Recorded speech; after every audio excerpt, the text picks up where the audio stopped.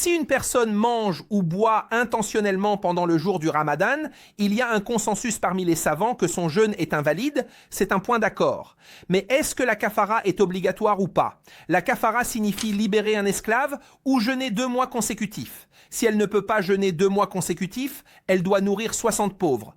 Est-ce que cela est obligatoire pour elle ou est-ce qu'elle doit seulement rattraper le jeûne?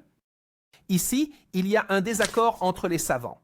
Les Hanafites et les Malikites ont dit que celui qui rompt le jeûne intentionnellement en mangeant ou en buvant doit rattraper un jour et doit également faire la kafara. Pourquoi? Ils ont dit que le jeûne, selon la loi, est l'abstention de la nourriture et des rapports sexuels. Donc, si quelque chose est établi dans l'un de ces cas, cela doit être établi dans l'autre. Qu'est-ce que cela signifie?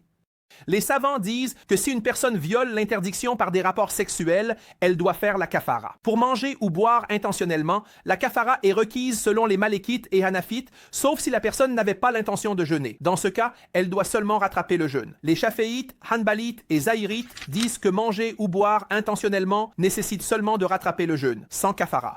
Cependant, les Hanafites ont dit que la kafara n'est obligatoire que si la personne a eu l'intention de jeûner la nuit précédente, puis a rompu le jeûne, c'est-à-dire qu'elle avait l'intention de jeûner, puis a rompu son jeûne pendant le jour du Ramadan. Mais si elle se lève le matin du Ramadan sans avoir l'intention de jeûner, c'est-à-dire qu'elle ne veut pas jeûner du tout, alors si elle mange ou boit intentionnellement, elle doit seulement rattraper le jeûne et la kafara n'est pas obligatoire. C'est la première opinion. La deuxième opinion, celle des Shaféites, Hanbalites et Zahirites, dit que manger ou boire intentionnellement nécessite seulement de rattraper le jeûne sans kafara. La kafara est obligatoire uniquement pour les rapports sexuels.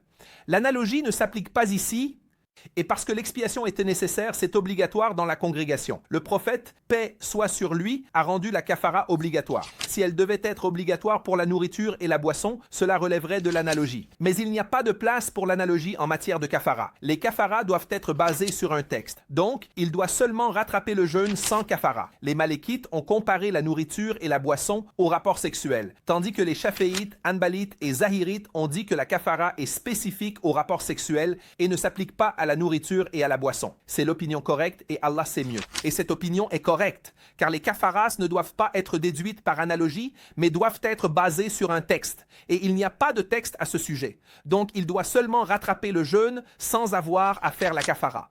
La raison de la divergence entre les savants est de savoir si l'on peut comparer la nourriture et la boisson au rapport sexuel ou non. Les Malikites les ont comparés au rapport sexuel, tandis que les Shaféites, les Hanbalites et les Zahirites ont dit que la kafara est spécifique au rapport sexuel et ne s'applique pas à la nourriture et à la boisson. C'est l'opinion correcte et Allah, le Très-Haut, sait mieux